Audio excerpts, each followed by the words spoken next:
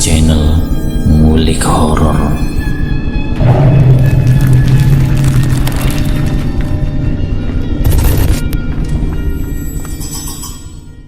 Assalamualaikum warahmatullahi wabarakatuh. Jumpa kembali di channel Ngulik Horor. Channel kami menceritakan tentang kisah-kisah misteri yang mungkin bisa menemani agan-agan dan sista semua ya. Kali ini saya akan membawakan kisah misteri yang ditulis oleh @cerita horor. Kalian juga dapat mengunjungi page beliau langsung ya. Nanti link saya akan sediakan di kolom deskripsinya. Oh ya, dalam cerita ini nama dan tempat saya samarkan semua ya. Yuk daripada kita lama-lama, langsung saja kita simak ceritanya. Kali ini saya akan membawakan kisah misteri yang berjudul Misteri Arwah Gentayangan. Kematian bukanlah sesuatu yang kuinginkan. Aku masih bisa merasakan detik-detik saat aku merenggang nyawa seakan-akan kejadiannya baru saja terjadi kemarin. Yang lebih menyakitiku bukanlah rasa pedih dan nyerinya, melainkan rasa syok dan sakit hati saat suamiku sendiri tega mencekiku sampai aku mati. Aku mati pada tahun 1962. Hidup kami saat itu benar-benar bahagia. Aku dan keluargaku tinggal di sebuah rumah tidak jauh dari rumah orang tuaku, tempat yang cocok untuk membesarkan kedua anak kami. Tapi semuanya berubah pada tanggal 13 September tahun itu. Saat itu suamiku kehilangan kontrol dan melampiaskan amarahnya padaku dan kedua anak kembar kami. Saat itu dia baru saja kehilangan pekerjaannya di sebuah pabrik tanaman di kota. Tagihan-tagihan kami mulai menumpuk. Walaupun aku tetap berupaya untuk menyemangatinya, namun rasa putus asa telah membutakannya. Aku tak pernah menyadari bahwa rasa sedih dan kecewanya akan berubah menjadi amarah. Aku masih bisa mendengar teriakan kedua anakku di telingaku sampai hari ini. Saat suamiku menghujamkan sebilah pisau ke perut dan kaki mereka, aku berupaya keras untuk menghentikannya. Dalam keputusanku untuk menolong kedua anakku, aku terbunuh olehnya. Dia membenturkan kepalaku ke gagang pintu, lalu mencekiku sementara kedua anakku hanya bisa melihat tanpa daya. Hal terakhir yang berada dalam kepalaku sebelum maut menjemput adalah mereka berdua. Kematian itu sendiri menghampiriku dengan mudahnya. Kegelapan, kehampaan, kebebasan yang nyata. Tak peduli apapun yang dikatakan orang-orang mengenai alam baka, tapi proses transisiku menuju alam berikutnya berlangsung dengan mudah. Walau terkadang aku akan berada di alam transisi di mana dunia orang-orang mati dan dunia orang-orang hidup bersentuhan, di mana aku akan mendapat kembali sebagian dari panca indera duniawiku. Aku tidak begitu mengerti bagaimana itu bisa terjadi. Namun saat aku mengetahui bahwa aku masih memiliki kesadaran diri, aku tidak menyadari bahwa aku sudah mati. Saat aku kembali ke dunia orang hidup seorang diri, aku tidak melihat anak-anakku. Begitu juga dengan suamiku. Sebuah keluarga baru telah menempati rumah lama kami. Mereka menyingkirkan semua barang-barang milik kami dan mengabaikan pemiliknya yang lama, seakan-akan hidup kami tidak berarti apa-apa dan patut untuk dilupakan begitu saja. Aku berkeliling menghantui rumah itu, berupaya untuk menarik perhatian pasangan tersebut. Sama seperti aku dan suamiku, mereka juga masih muda, namun mereka tak mendengar semua teriakan dan isakanku. Kemudian suatu malam untuk pertama kalinya sejak aku mati, aku melihat bayanganku sendiri di cermin dan aku menyadari sebuah kenyataan pahit. Bekas-bekas luka yang menghiasi seluruh tubuhku adalah bukti kebencian dari suamiku terhadapku. Seakan-akan dia ingin menghukumku dengan menjalani kehidupan seperti neraka di muka bumi ini, karena kegagalannya menjadi seorang kepala rumah tangga yang baik. Dan aku memang sedang menjalani sebuah hukuman. Kematian mungkin telah mempermudah jalanku menuju alam baka. Namun entah mengapa sekarang aku terjebak di rumah ini. Aku melihat matahari, namun tak dapat merasakan hangatnya tubuhku. Aku terjebak dan terkurung di tempat ini yang dulunya adalah rumah yang sangat kucintai. Dan aku hanyalah sebuah ancaman bagi mereka yang masih hidup dan tinggal di sini. Tapi bukan maksudku untuk mengganggu apalagi menyakiti mereka. Aku hanya kesepian. Pasangan suami istri tersebut, Marissa dan Edward, sibuk membesarkan anak-anak mereka sendiri. Melihat anak-anak mereka bermain-main di teras rumah sudah cukup untuk membuatku menangisi karena teringat pada anak-anakku sendiri. Suatu hari aku menyadari bahwa aku dapat melakukan kontak dengan sekelilingku. Keluarga itu akhirnya bisa mendengar jeritan-jeritanku dan itu membuat mereka ketakutan. Mereka dengan takut-takut memeriksa loteng rumah dan berasumsi bahwa suara jeritan kesepianku yang mereka dengar mungkin berasal dari tempat lain, seperti anjing kelaparan yang haus akan kasih sayang majikannya. Aku mencoba untuk membuat anak-anak mereka merasa nyaman dengan kehadiranku. Terkadang mereka bisa merasakan bahwa aku ada, dan mereka tersenyum atau tertawa pelan saat melihatku. Setelah hidup bersama mereka selama beberapa saat, aku akhirnya mulai jatuh hati pada keluarga tersebut, dan aku mulai menganggap mereka seperti keluargaku sendiri. Namun ketika kebakaran merenggut nyawa mereka di malam tahun baru 1978, rasa sedih dan kesepianku pun kembali.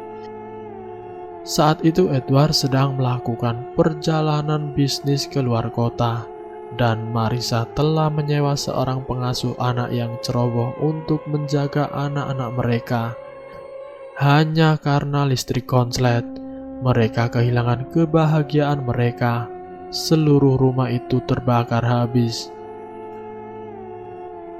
Perusahaan asuransi mereka telah setuju untuk membiayai pembangunan rumah itu kembali, sesuai dengan biaya yang telah disepakati bersama. Namun setelah kematian anak-anak mereka, Edward dan Marissa memutuskan untuk bercerai, dan kemudian pergi meninggalkanku seorang diri. Aku telah berupaya untuk menyelamatkan mereka. Aku mencoba untuk meraih tangan mereka saat tubuh mungil mereka terjebak di balik atap yang mulai rubuh karena dilalap oleh kobaran api. Mereka mengingatkanku pada anak-anakku sendiri. Namun aku tak berdaya, karena usia rumah itu yang sudah cukup tua. Saat kobaran api mencapai tubuh mereka, mereka sudah mati karena tertimpa atap yang roboh. Paling tidak mereka tidak terlalu menderita. Selama beberapa saat setelah peristiwa itu, rasa sepi kembali menggerogotiku. Rumah itu telah kosong dan hanya rasa amarahku pada suamikulah yang masih menahanku di situ. Aku tahu bahwa di luar sana dia masih hidup, dan aku telah bersumpah akan membalaskan dendamku padanya.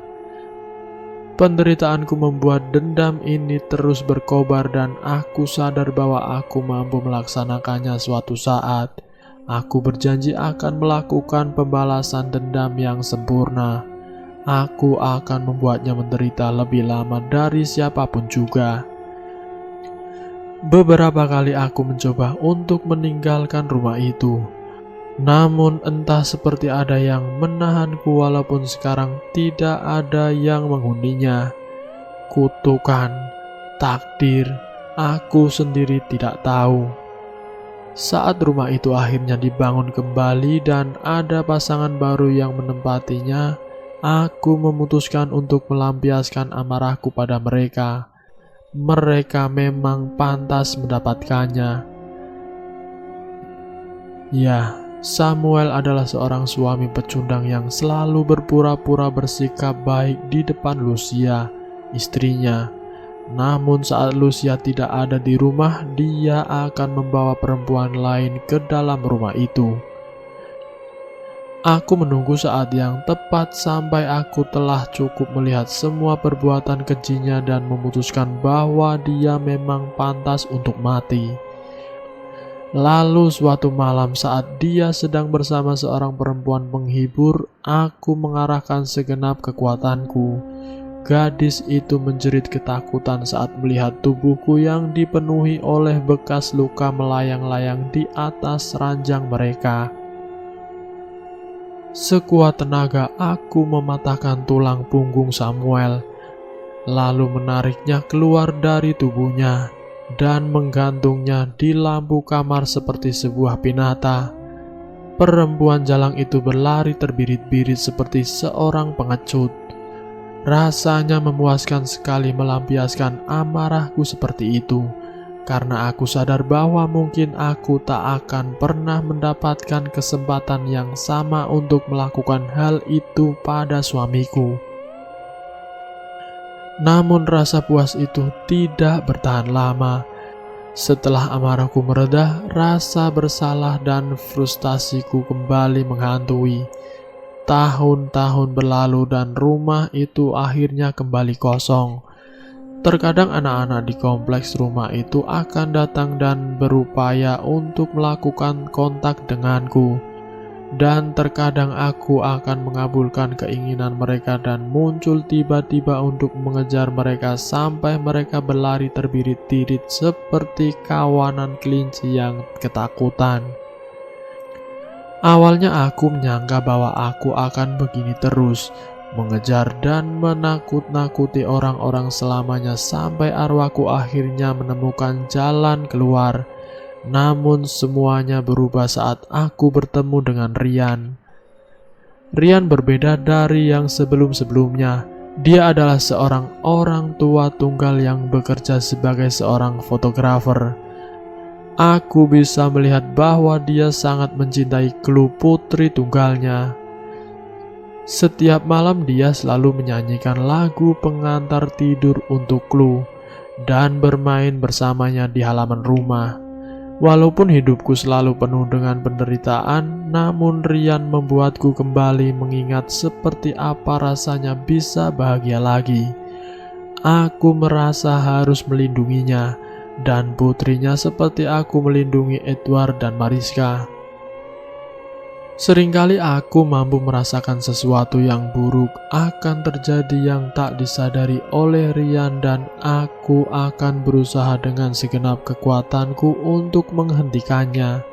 Seperti saat seorang perampok masuk ke rumah itu, atau ketika ada roh jahat yang datang untuk mengganggu mereka. Aku jauh lebih kuat dari sebelumnya, berkat Rian yang telah memberiku sebuah tujuan untuk berada di sini lagi. Suatu hari aku sedang menjagai Chloe yang sedang bermain ayunan di bawah sebatang pohon X, dan tiba-tiba aku melihatnya terjatuh dan mulai bergulingan menuruni bukit sampai tubuhnya terjebur di sebuah danau. Dan aku tahu kalau aku tidak memberitahu Rian, maka anak itu akan mati tenggelam. Saat itu aku sudah tidak peduli lagi kalau sinar matahari akan menghancurkan arwahku, atau mereka akan mengetahui kehadiranku. Yang ku tahu adalah aku harus menyelamatkan anak itu. Aku mendekati danau itu dan menariknya keluar dari air. lalu dengan panik berupaya membantunya kembali bernapas semampu yang diizinkan oleh kekuatanku.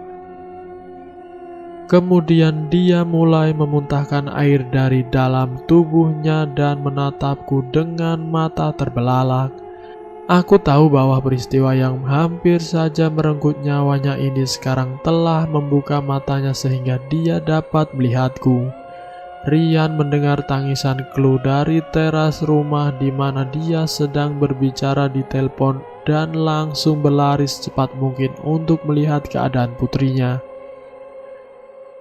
"Apa yang terjadi, sayang? Apa kau baik-baik saja?" tanyanya. "Aku tidak apa-apa.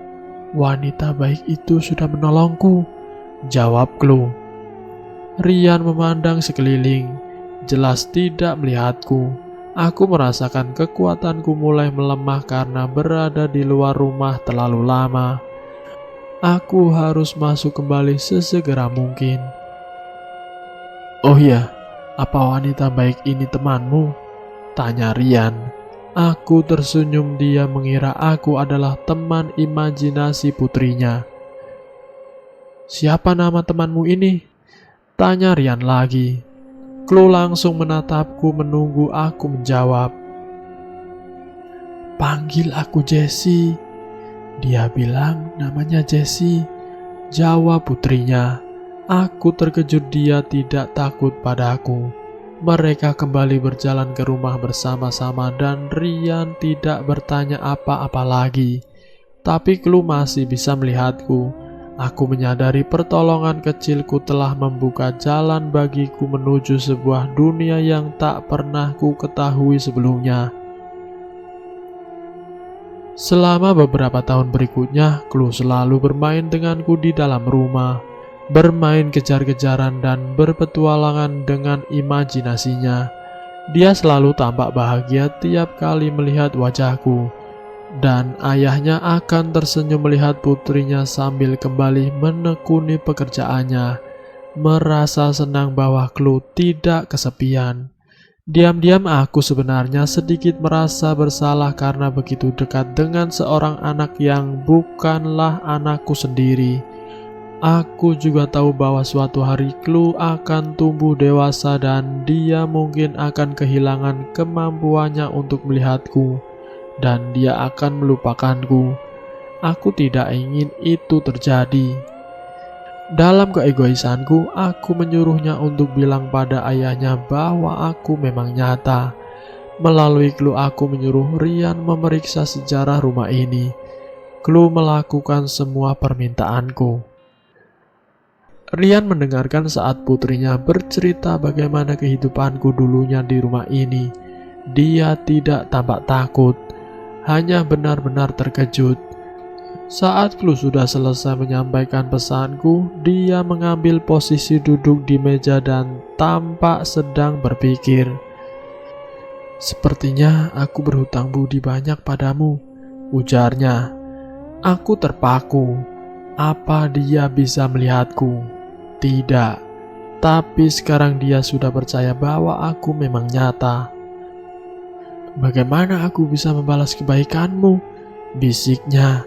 Aku ingin sekali bilang padanya bahwa aku sangat berterima kasih padanya, karena dia membuatku merasa lebih hidup setelah menjalani eksistensi seperti ini selama bertahun-tahun. Lalu tiba-tiba dia tampak seakan-akan dia punya sebuah ide. Dia langsung berlari ke komputer barunya dan mulai melakukan riset selama berjam-jam. Aku hanya bisa melihatnya dengan penasaran. Dia mencari tahu banyak hal yang selalu berujung pada satu pertanyaan. Bagaimana cara mengembalikan arwah orang mati? Aku menahan napas. Rasanya tidak mungkin bahwa dia akan bertindak sejauh ini dan melakukan sebuah ritual ilmu hitam. Aku tidak mau berharap terlalu tinggi. Namun selama beberapa bulan berikutnya, aku bisa melihat sikapnya mulai berubah. Dia membeli banyak buku-buku di toko-toko online. Semuanya tentang okultisme, alkimia, dan nekromansi. Dia benar-benar bertekad untuk bisa berkomunikasi denganku. Suatu malam dia berhasil menghubungiku dengan menggunakan media sebuah cermin. Dia akhirnya bisa melihatku setelah selesai membaca sebuah mantra dan hampir saja dia jatuh terjungkal ke belakang.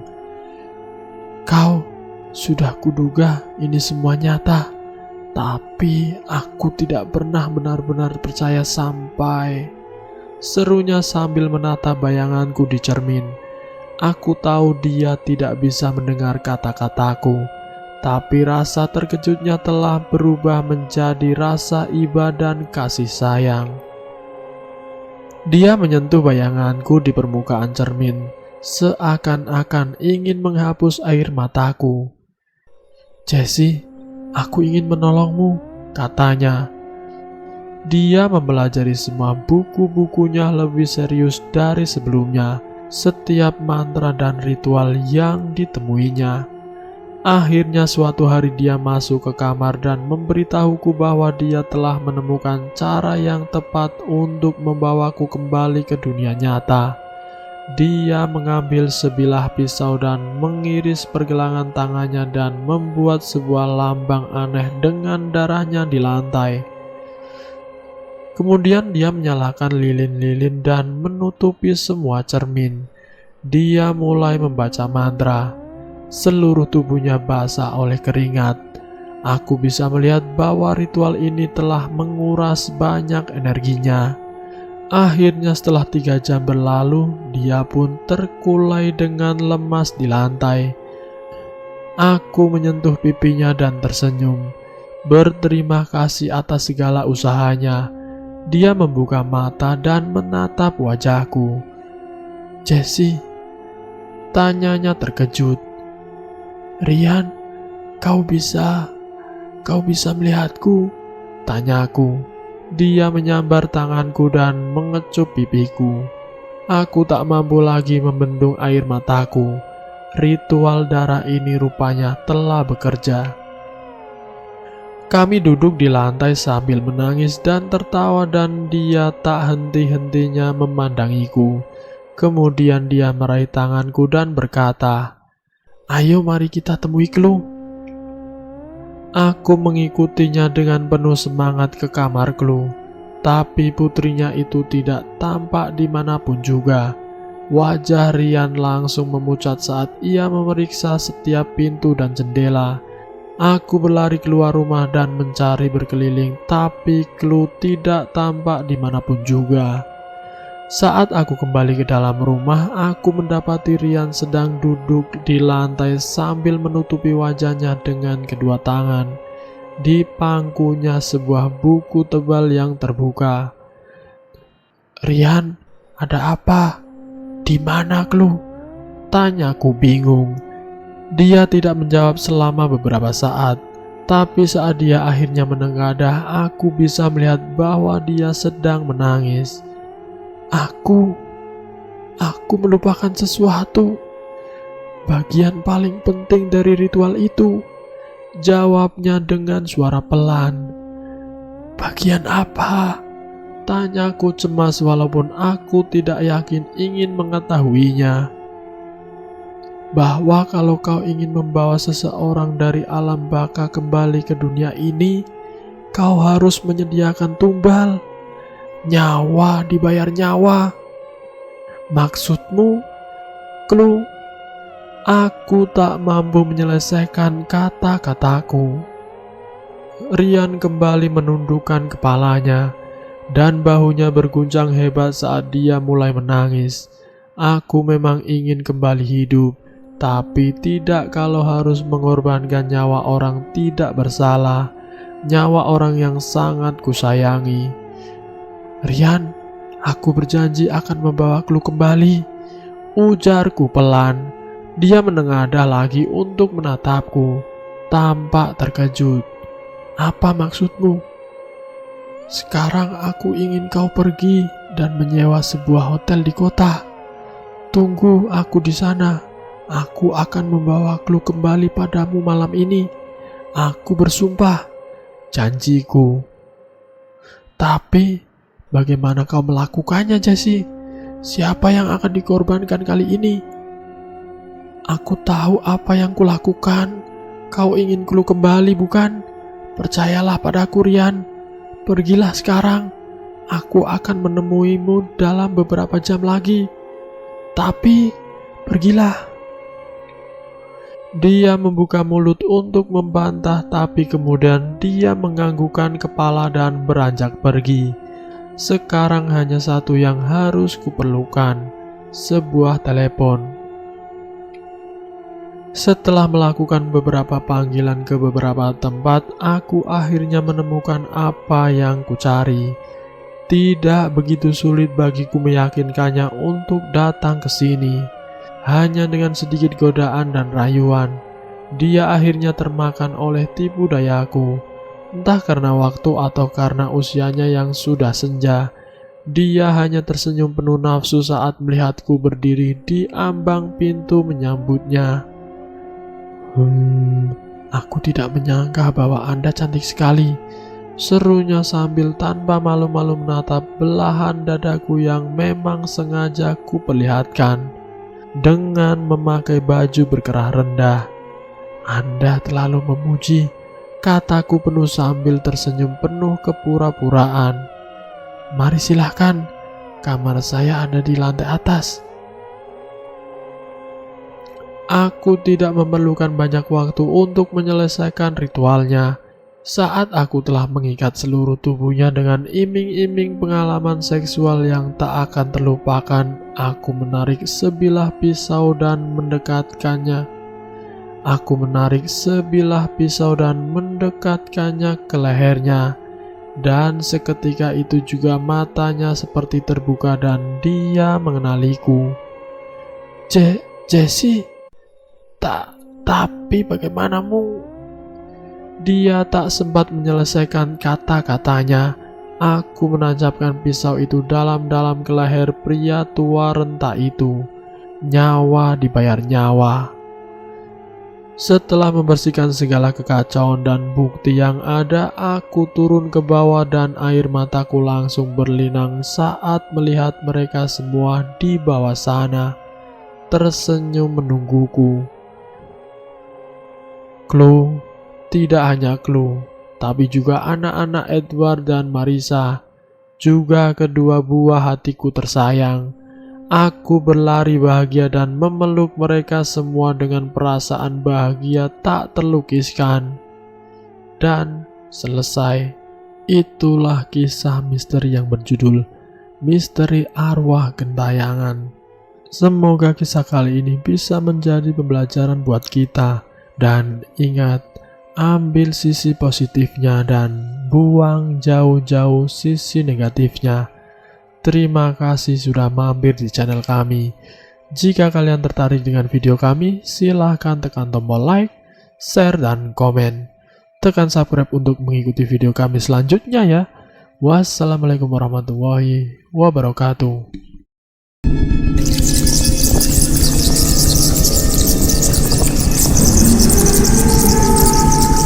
Selamat datang di channel Ngulik Horor.